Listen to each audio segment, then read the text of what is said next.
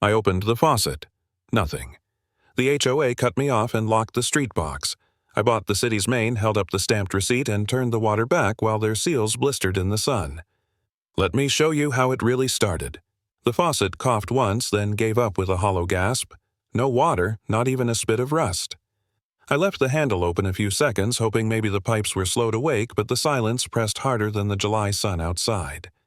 In Mesa, when the heat sits at 112, silence from the plumbing is more than an inconvenience, it's a warning. I reached for the glass by the sink, bone, dry in a faint ring, where yesterday's water had evaporated overnight. My throat felt like sandpaper before I even tried to swallow. In the garage, the air was no cooler, but at least it smelled of sawdust and motor oil familiar scents. A brass water key hung from a hook polished smooth by years of habit. I'd used it to test valves, to check leaks, to reassure myself the line was steady. That key was part of the rhythm of owning this house, part of keeping things running without waiting for someone else's permission. I hadn't touched it in weeks, but it gleamed, as if waiting for me. The cicadas outside screamed like power lines, steady, relentless. Asphalt shimmered beyond the garage door, a wavering river of heat. I wiped sweat from my forehead only for more to beat again. Lydia called from the kitchen, her voice taut. "Ray, there's an email you need to see." I stepped inside, wiping my hands on the towel hooked by the door. She'd printed it already, the paper curling under the blast from the swamp cooler. At the top, bold font, subject service suspended. Violation landscape non-compliance. I read it twice, though. Once was enough. The HOA had determined my yard failed to meet irrigation standards. Until corrective action was complete, water service was suspended. They even had the gall to include a smiling droplet logo in the corner, as if dehydration could be branded. "Non-compliance," I muttered. "We haven't watered in weeks. That's the point of xeriscaping." Lydia folded her arms, jaw set. "They don't care. They want you to pay that special assessment for green compliance." I shook my head, anger moving slow but heavy like molasses in the heat. They can't just shut it off. Her eyes said otherwise. A knock broke through the hum of cicadas. Weak, uneven. I opened the door to find Mr. Keaton's shirt plastered to his back, silver hair damp with sweat. He leaned on the frame chest, heaving. "Yours out too?" he asked, voice rasping. I guided him inside, sat him down at the table. Lydia set a glass of juice in front of him. He stared at it like it was a prize he couldn't claim. "I tried the faucet 3 times. Nothing. Thought maybe it was just me." I didn't tell him what I'd just read. He didn't need the words violation or non-compliance hanging over him like a sentence. His heart medication already left him shaky. Heat, this brutal, could do worse. I opened the garage door again, stepping into air thick as an oven's breath. The brass key glinted from its hook, steady, silent, promising. My hand found it before I realized I'd moved. The thing about heat waves is they strip everything down to essentials. Shade matters. Breath matters. Water is life. HOA bylaws. Those are paperwork games, and I've read enough of them in my career to know how flimsy they look beside a man about to pass out from thirst. Still, rules have teeth when they're enforced by people who thrive on power. I remembered last year's meeting, Karen Dobson standing tall at the podium, her blazer sharp enough to cut paper. She'd rattled off Section 4.3 about aesthetic uniformity, her voice smooth as a threat. Half the neighbors nodded along, not from belief, but from fear of being the next target. I looked down at the key in my hand. Its weight was familiar grounding. The garage floor was already dotted with sweat falling from my temple. My knuckles tightened and the clink rang out when I pulled it free from the hook.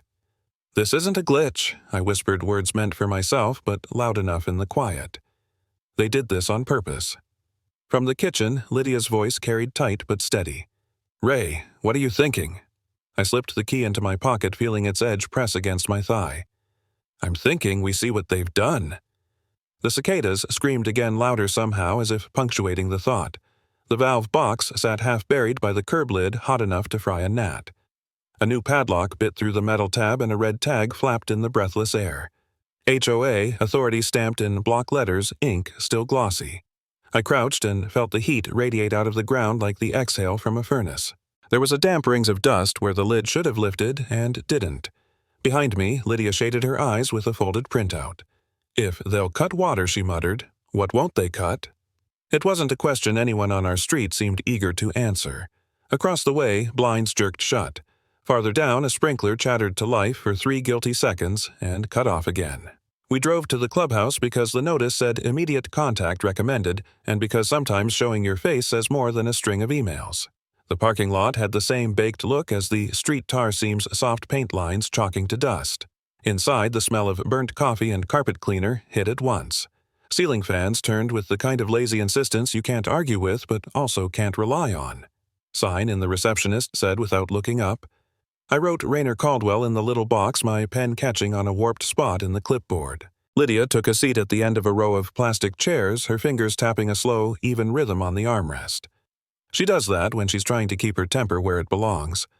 Karen Dobson made an entrance the way some folks were born to shoulders-back blazer, crisp smile at half power, so you couldn't tell if you were being greeted or sized up. "We'll begin," she said with a reminder of our community's commitment to conservation during this unprecedented drought. My hands found each other, knuckles pressing white. Conservation had a sound purpose. What sat locked in my curb box was something else. Karen clicked a remote. A slide flashed on the wall with a clip art droplet and a bullet list, uniformity. Compliance, enforcement.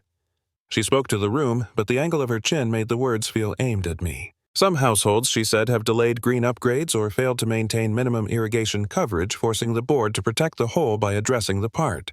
My name wasn't spoken, but I heard it anyway. I stood when she paused for public comment. Raynor Caldwell, 12 years in the neighborhood. I kept my voice even. I received a suspension notice this morning. The city code is clear, the municipal main and the meter vault are under city jurisdiction. The HOA can set aesthetic standards, but you can't turn off water service. Someone coughed. Someone else pulled out their phone and examined it like the weather app might adjudicate. Karen's smile warmed by a fraction. "Mr. Caldwell, you know as well as anyone that our bylaws allow us to restrict use when a homeowner is non-compliant with landscape standards. The goal isn't punishment, it's stewardship." Then, steward with flyers and fines, I said, not with a padlock. "You don't have authority over the valve at the street. That's city. Section 7, line 14. A board member in a golf shirt studied the ceiling fan like it held the answer in its slow spin. Another adjusted his name badge until it hung exactly straight. The receptionist poured more coffee, and the smell of burnt grounds grew stronger as if the machine were protesting the conversation. Karen moved from behind the table. She liked to shorten the distance when she spoke. Maybe it felt to her like connection. To the rest of us it felt like pressure. "The board discussed your specific case at length," she said, low enough that it felt private, loud enough to carry. "You've declined the green compliance assessment 3 cycles in a row. That's a pattern." "I re-landscaped to xeriscape," I said. "Rock native plants drip line capped for summer. I sent pictures." Pictures, she repeated, letting the words sit on her tongue. Photos can be selective. Our contractor's report shows insufficient green canopy and non-conforming coverage ratios. "Ratios," I said, and Lydia's fingers tapped a notch faster on the armrest. Karen turned to the room. "This isn't about one homeowner. This is about the message we send. When we enforce standards, property values hold. When we don't, we lose leverage with vendors, with lenders, with the city itself." The irony wasn't lost on me, claiming leverage with the city while padlocking a city-controlled valve. I drew a folded page from my pocket edges, wavy from the heat. "City Water Code," I said. "The HOA bylaws stop at the lot line. The use you're restricting is a basic service, not a fountain in my yard." At the back of the room, a woman in a visor whispered to her neighbor, eyes darting between me and the screen. The board members found new fascination scuff marks on the baseboards, a paperclip on the floor, anything but my eyes. A mini-cliff in the silence, the kind that tells you who stands where without any hands going up. Karen stepped closer until I could count the stitches in her blazer seam. "You'll stay dry," she said. Voice pitched for me alone until you pay every fee and complete every upgrade. The words didn't boom. They didn't have to. They landed with the certainty of a door closing, the red tag in my mind's eye flapping to the rhythm of the ceiling fans. "Is that official board position?" I asked. "It's the practical one," she said, and the smile returned professional and final. I wanted to argue. A younger version of me might have tried to drag the whole codebook into the room line by line until clarity forced compliance. Age will teach you there are rooms where clarity bounces off the walls and falls to the floor like a bead of sweat. I looked at Lydia. She tilted her head the smallest nod, then went back to her patient drumming on the plastic arm. We weren't going to win a vote here. Not this way. The move would be later, with paper that mattered. Karen dismissed public comment and pivoted to lawn heights and mailbox paint. People settled into their chairs, relieved to be back in weather they understood. I sat too, because there's dignity in not storming out. When the meeting broke, we stepped into the hall where the air somehow felt staler than the room we'd left. The bulletin board there held a fresh posting special assessment, green compliance. Someone had pinned it at an angle, then thought better and straightened it. The pushpin creaked against cork. Ray Lydia said softly, "You've got your face on. What face is that? The one that reads the line under the line." We walked into sun so hard it turned the edges of things white. At the curb, the tag on our valve had already faded a shade lighter. Back home, I set my phone on the kitchen counter beside the empty glass from that morning. The screen lit up with a vibration that went through the counter into my elbow. Subject, notice of violation. Unauthorized tampering. $5,000 fine. The message preview showed enough bolded numbers the word escalating in a sentence like a promise. The sender line had the HOA domain and a friendly, email-protected, nobody specific was responsible for.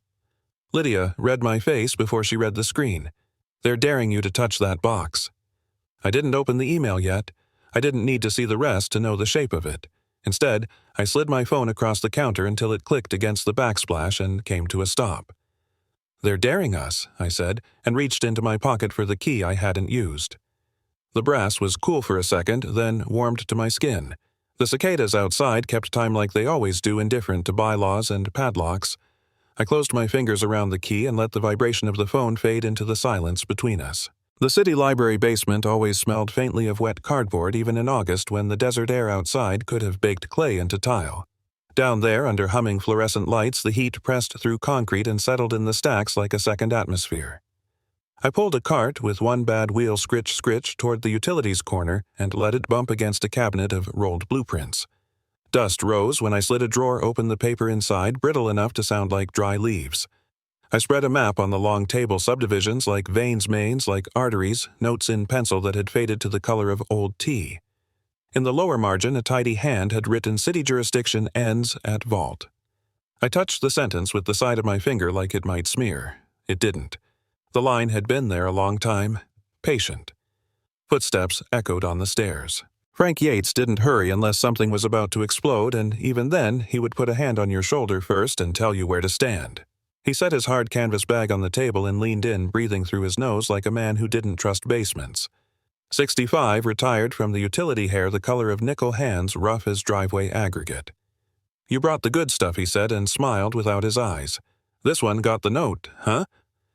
His thumb hovered over the margin. "They used to write clarity in pencil. We've got a padlock that says otherwise," I said. Frank nodded. "Well, a padlock's just punctuation. We care about the sentence." He pulled a small magnifier from his pocket and peered at the crisscross of lines, tapping here and there. "See City Main, meter vault, lot lines. HOA doesn't own the street. They don't own the vault. They own opinions." The overhead light flickered, then steadied. Somewhere in the stacks, the AC coughed and thought better of it. Lydia arrived with a bottle of water and the librarian's blessing. She slid the bottle toward Frank. He shook his head and nudged it to me. "Save it," he said gently. "We'll earn it." We went quiet, reading. The trick with codes is you don't chase paragraphs, you follow the verbs. Shall, may, must not. Frank had taught me that when I was still working the city audit desk long before we both retired and learned the patience of small engines and stubborn weeds. He flipped to a binder so swollen with updates it had sprouted tabs like a porcupine. "Here," he said, tapping his nail against a clause. Authority of private associations over municipal infrastructure. He didn't read it aloud. Good teachers don't perform. They let you see. I read. The letters felt cool, even in the heat. "Ends at the vault," I said. The words fit the air. Frank leaned on his knuckles. "You can argue bylaws for a year and win nothing but a louder meeting. But if you move jurisdiction, you move leverage. Buy the connection at the vault and the padlock becomes somebody else's problem. Buy." Lydia repeated, cautious. "We mean direct service paper with a seal. Not a handshake. A clerk's stamp is worth 10 handshakes," Frank said. "I used to be that clerk." We packed the map carefully, rolled it back into a gray tube, and signed the checkout log like it mattered who touched what when. The librarian slid a guest pass across the counter. I thanked her like she'd loaned me a kidney. Outside, the sun made the stairs a bright, white ladder heat rolling up and over us like surf. We drove a short stretch and parked near the cul-de-sac where our vault sat belly down under a rectangle of sunburned grass. You can tell a vault by the way the earth seems to hold its breath there. Frank crouched and traced the edge of the lid with a gloved finger, then rapped it lightly with his knuckle. The sound came back hollow, certain. "Flashlight," he said. Lydia handed one over beam-thin, even in daylight. He eased the lid enough to let light punch into the dark. Steel fittings, the faint sheen of dust over metal. A spider sidled away like a foreman who didn't want to be quoted. Frank's calloused hand extended 2 fingers resting on the pipe like a mechanic greeting an old friend. He tapped once. The vibration traveled through metal and into ground. I felt it through my soles. This, he said, letting the word sit, is their Achilles heel. He looked up at me. "You buy the tie-in here. Ray. City records it, bills it, and this is key. The HOA can't interrupt it. They can fine until their printer runs out of toner, but they can't touch flow." "Expense?" Lydia asked. "Less than a lawyer and better for your blood pressure," Frank said, a dry smile. "You'll need the application, a work order, and a receipt with a blue seal. Bring patience. City desks run on it the way engines run on oil." I crouched beside him and let my hand hover above the pipe. The heat from the day radiated up, but the metal held a deeper cool, the sense of something meant to carry life. I thought of Keaton sitting at our table looking at a glass he was afraid to drink, of the red tag on the curb flapping, of Karen's voice describing stewardship like a velvet threat. Frank replaced the lid carefully. "They'll call it tampering if you even sneeze near this without paper," he said, brushing grit from his palms. "So don't. Don't touch a bolt until you've got the clerk's thump on your receipt." "Thump," I repeated. "Best sound in government," he said. "Second only to a gavel you didn't expect." We stood, the 3 of us, shading our eyes with the backs of our hands, looking at a steel rectangle the color of old pennies. It didn't look like a battlefield. That's the thing about infrastructure. The war is quiet until the water stops. On the drive home, Lydia read from a list Frank had scribbled on an index card, application utility services. Meter number, parcel ID, proof of residence, fee. Each word moved us closer to something that sounded like sanity. Back in the workshop, the air told a different story. Hot wood metal shavings, the ghost of varnish. I set the map tube on the bench like a baton I didn't want to drop. Frank leaned against the doorway and scanned the pegboard the way men do when they're cataloging what might be needed. Wrench sizes, a length of Teflon tape, the comfort of tools waiting politely for instruction. He and Lydia talked in low voices. Schedule. Clerk windows, the best time to catch the line that forms before lunch. I opened the laptop and typed city utility application into the search bar, then added jurisdiction vault because I believe in words that pin things down. Midway through the page, halfway to hope, I saw movement at the corner of the window, a postal truck pulling away our mailbox flag dropping like a small arm surrendering. Lydia went to fetch the mail and came back with a handful of envelopes fanned out like bad tarot. "This one's heavy," she said. The return address wore the HOA letterhead, a logo of a leaf encircling a roofline. The paper had a stiffness to it that meant money or trouble, usually both. I slid it with a paint scraper because the workshop scissors had been hiding for days. Inside, a letter on thick stock with my name bolded at the top and a confidence in the spacing that told you no one worried about ink costs. Notice of violation tampering. Suspected. Lydia's hand found my forearm. Frank read over my shoulder breath, still even. The wording was careful, the way people get when they want to accredit a suspicion activity observed, possible interference, further action pending. A red stamp in the corner, escalation, tilted by a degree that made my teeth itch. "They're watching the box," Lydia said. "They're watching us," I said, and felt the weight of the brass key in my pocket the way it had warmed to the shape of me. The workshop seemed smaller by an inch on all sides. Outside, the cicadas buzzed, and somewhere a neighbor's hose sputtered for a second and died. Frank tapped the letter once, then the map tube, then the laptop screen where the city's application portal glowed a steady, patient blue. "Good," he said softly. "Let them watch the box. We'll go by the sentence." The garage door shuttered up and sunlight poured in with the heat. 2 men in HOA polos stepped forward, and in their grip was my water key. Karen Dobson waited on the driveway, sunglasses flashing. She held up a page as if it were a verdict. Key, confiscated, unauthorized tool. Her voice carried meant for neighbors watching through blinds. On the curb, Mr. Keaton coughed until he bent double. Nobody moved to help. A dog walker slowed, then hurried past. The box fan in my garage rattled like it wanted to argue but didn't dare. Karen handed the key to an enforcer. He lifted a pouch, ready to bag it. Instead, she tapped the shaft hard against my steel shelf. A metal crack snapped through the space, clean and deliberate. The brass split at the socket. She smiled slightly. "Careful," she said, "tools like this can be dangerous." Lydia sucked in breath beside me. Frank lingered near the side door hat in his hands, eyes steady. Karen pulled a roll of red tape and sealed both door frames with practiced hands. The adhesive hissed as it bit the paint. "Any entry without board permission will escalate fines," she said.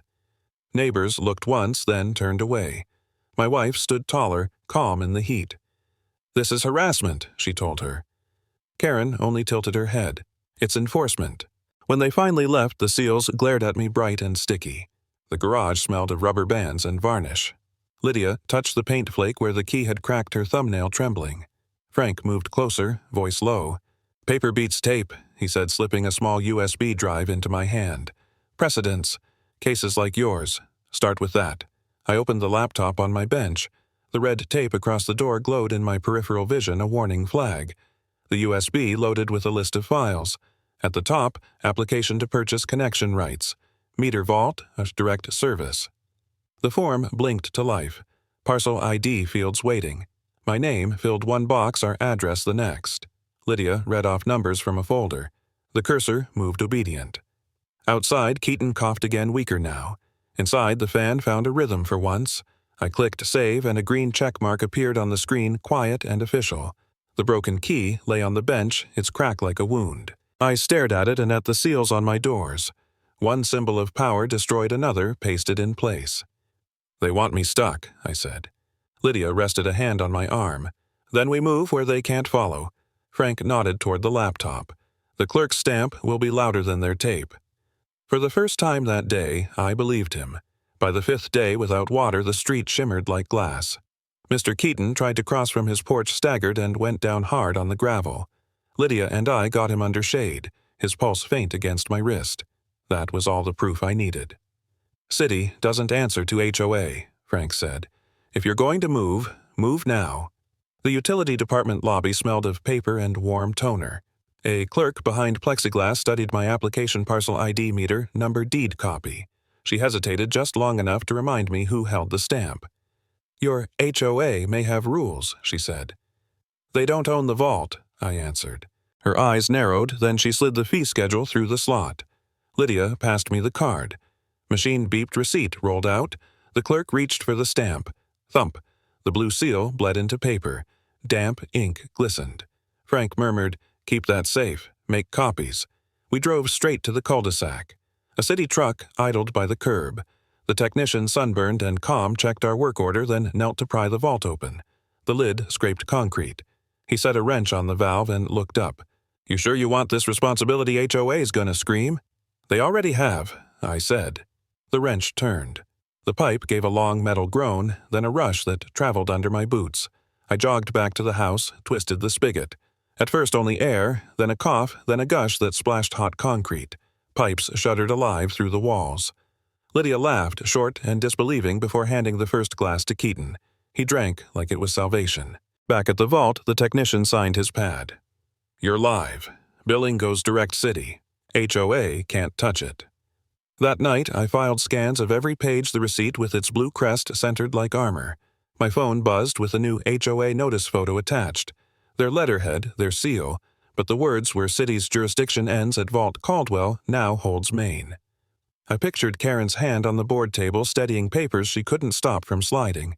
Frank leaned against the bench, smiling for the first time. "Paper beats tape," he said. Outside, the cicadas screamed on, indifferent. Inside, the pipes sang louder. The Phoenix County Courthouse buzzed like a beehive under fluorescent hum.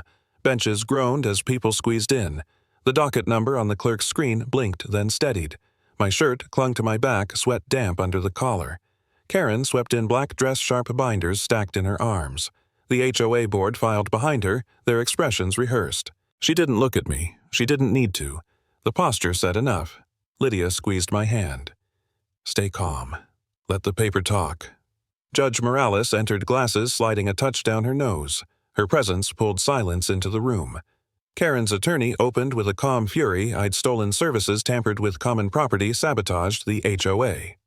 He showed photos, padlocked curb box, red tape on my garage, the broken key bagged like contraband. When it was my turn, I kept my voice steady. Your Honor, the HOA regulates landscaping. They don't own city mains. I handed over 4 exhibits: our deed, the utility receipt with blue stamp, the city work order, and the courtesy email confirming jurisdiction at the vault. The bailiff passed them up. Paper carried weight. Karen's lawyer objected. Judge Morales cut him short. It goes to jurisdiction. The clerk marked each document, the stamp landing with a thump. I called Frank. He walked slow, hat in hand, sworn in without drama. I projected the blueprint margin. City jurisdiction ends at vault. His calloused finger tapped the note. HOAs manage aesthetics, he said. City controls mains. Associations cannot interrupt flow. His voice was flat, final. Asked if padlocks were lawful, he answered one word. No. The judge leaned forward. Mr. Caldwell, did you damage the key? It broke in my garage, I said.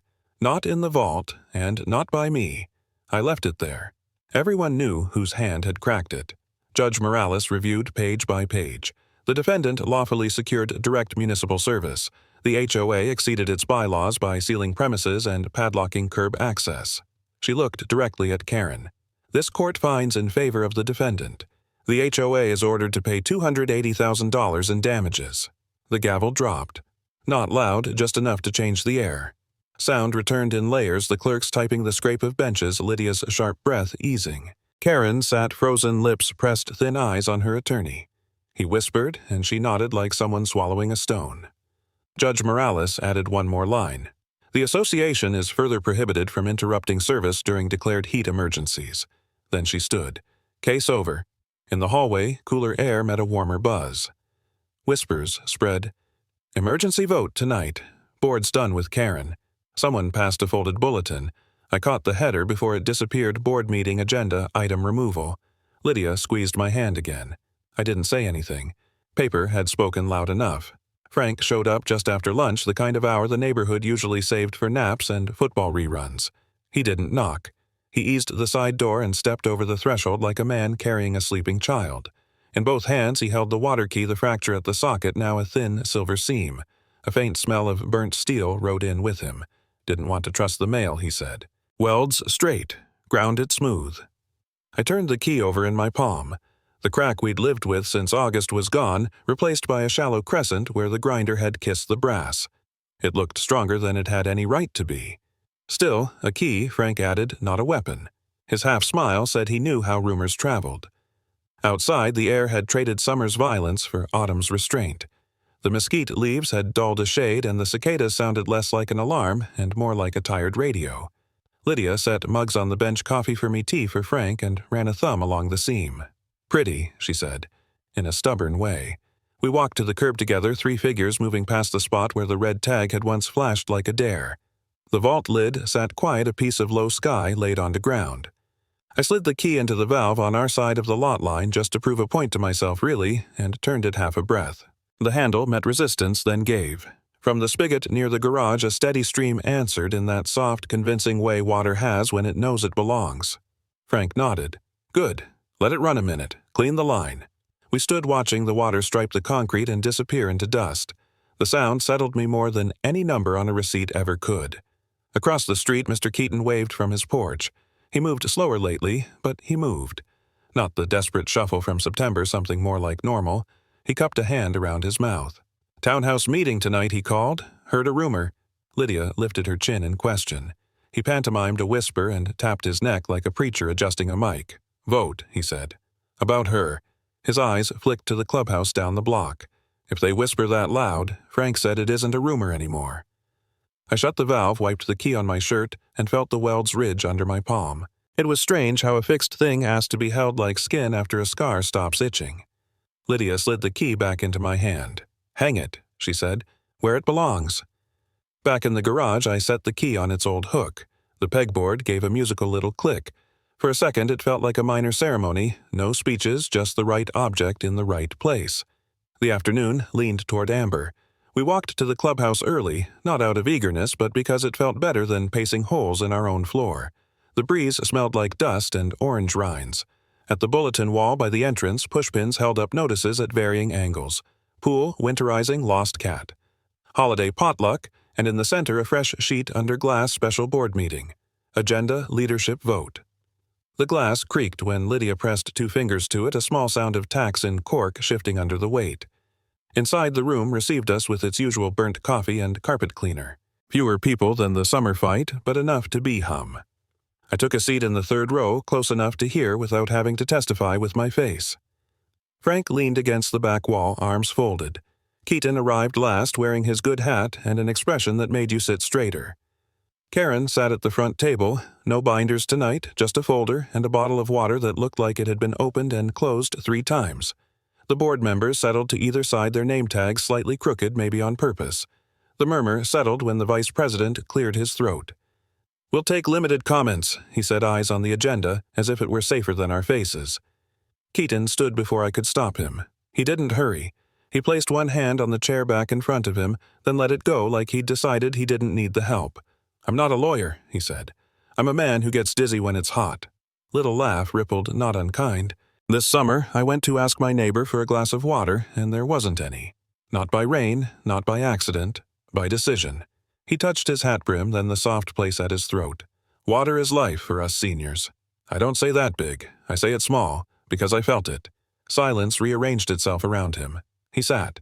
Karen kept her face still, but the bottle cap clicked on and off between her fingers. A woman from the far row spoke next, quick and brave, like people get when they practice in the car. "My boy fainted after baseball.